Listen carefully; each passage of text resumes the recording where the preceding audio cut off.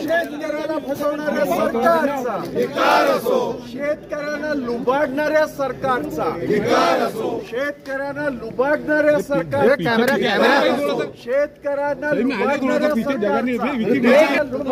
सरकारचा,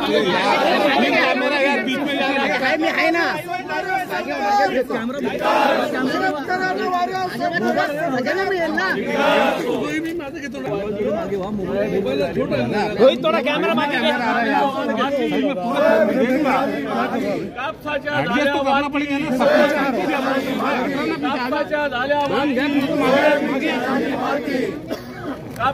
कापसाची झाली ताबू नको इकडे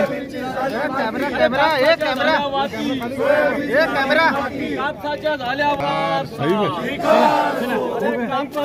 सोयाबीनला भाव मिळालाच पाहिजे, कापसाला भाव मिळालाच पाहिजे, कापसाला भाव मिळालाच पाहिजे, सोयाबीनलाच पाहिजे। अरे शेतकऱ्याला अन्याय करणारा या सरकारचा धिक्कार, या शेतकऱ्याचा धिक्कार, शेतकरी विरोधी सरकारचा, शेतकरी विरोधी।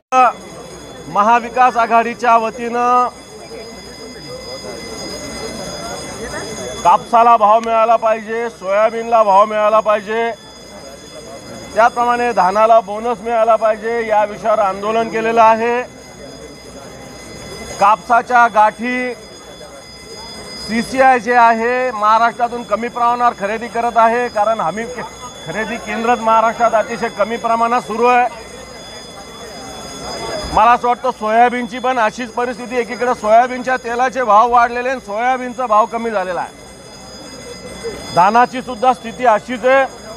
सरकारचं आयात निर्यात धोरण अतिशय चुकीचं आहे केंद्राचं, आणि राज्य सुद्धा उघड्या डोळ्यानं हे बघतंय। आणि म्हणून या कापूस उत्पादक शेतकरी, सोयाबीन उत्पादक शेतकरी आणि धान उत्पादक शेतकरी यांना न्याय मिळाला पाहिजे ही भूमिका घेऊन आज आम्ही आंदोलन केलं आहे। हे सरकार शेतकऱ्यावर होणारा हा अन्याय, शेतकऱ्यांच्या आत्महत्या, मला वाटतं कापूस आणि धान आणि सोयाबीन हे शेतकऱ्यांनी बऱ्याच ठिकाणी कापूस आणि सोयाबीन डंप करून ठेवलेलं आहे, कारण भाव त्यांना मिळत नाही। आणि म्हणून या स्थितीमध्ये शेतकऱ्यांकडे दुर्लक्ष करणार हे सरकार आहे, शेतकरी विरोधी सरकार आहे। म्हणून त्याच्या विरुद्ध आज आम्ही आंदोलन केलेलं आहे।